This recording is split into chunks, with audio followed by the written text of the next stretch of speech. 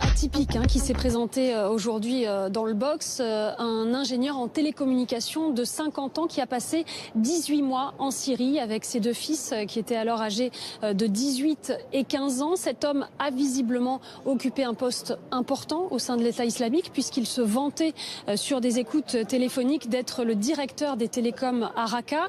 Et quand il a été interpellé en Turquie en mai 2015 avec ses deux fils alors qu'ils essayaient de rentrer en France, eh bien, les enquêteurs ont retrouvé un certain nombre d'éléments, notamment des manuels de pilotage d'avion, des procédures d'atterrissage, des dizaines de cartes d'aviation, des images Google Maps de la Tour Eiffel, des photos des terroristes du 11 septembre, ainsi que 8 300 € en petites coupures, une somme inédite dans ce type de procédure selon les enquêteurs de l'époque. Alors pourquoi revenaient-ils en France? Est-ce qu'ils avaient dans l'idée de commettre un attentat? Le soupçon est balayé par l'un des avocats des prévenus, maître Xavier Nogueras. Écoutez-le.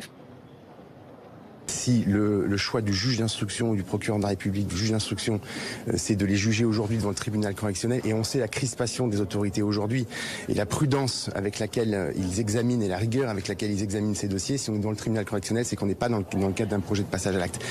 On est véritablement dans un cadre où un père et son fils se retrouvent à comparaître devant le tribunal pour être partis en Syrie, pour en être revenus, tout simplement. Les prévenus, eux, affirment qu'ils n'ont jamais porté les armes en Syrie, ce qui est démenti par des photos retrouvées notamment sur Facebook. Ils affirment également avoir été emprisonnés à un moment par l'État islamique. Ils risquent jusqu'à 10 ans de prison.